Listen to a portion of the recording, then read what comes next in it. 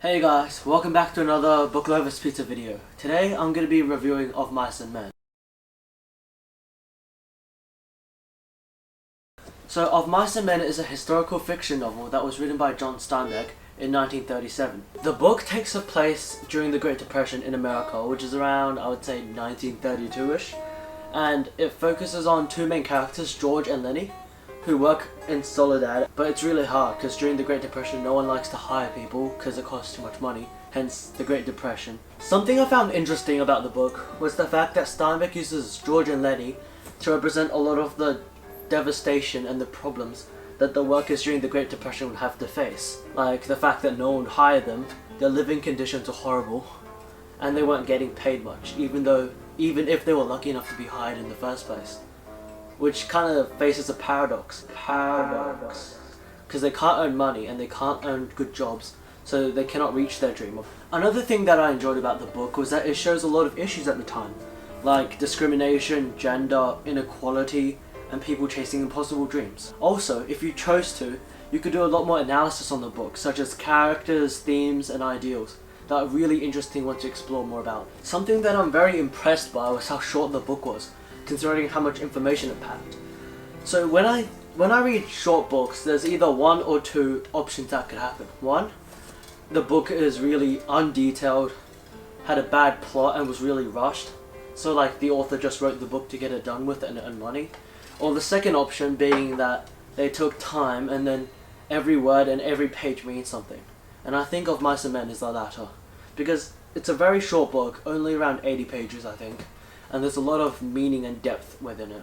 Okay, so there are two things that I would say I disliked about the book, with the first one being that there is some use of offensive language, because back in the 1930s there wasn't as much awareness about it as it is now.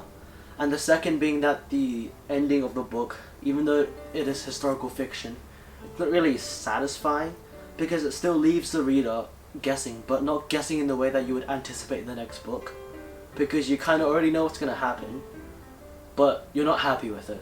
Overall, I thought that this book was great because it teaches the reader a lot of history, especially during the Great Depression, and especially considering the small size of it, because I think it's about, as I said, it was 80 pages, which is very small considering it's a historical fiction book. And I think that it was very easy to read in the way that it was cohesive, and especially compared to other books actually, because other historical books are like massive and they focus on important historical events, whereas this one focuses more on the common people's point of view and how they feel during those big events, which I thought was very interesting. This is a book that has received a lot of controversy, but personally I would definitely recommend it for people above the age of 14, although I do suggest, if you are willing to meet those dark themes, maybe some offensive language, that if you're about over the age of 12 you should read it too, if you're willing of course.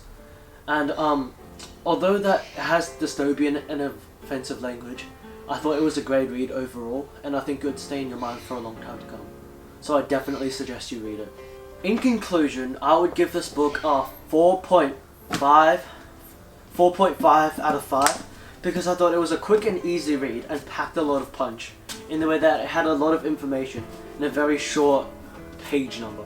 The plot is interesting and realistic, and the book is powerful in the way that it can make the reader reflect on history and think about their life and the life of those less fortunate. This book is definitely a must read. It's only $4 on Kindle. I don't know how much it is paperback, but definitely read it now.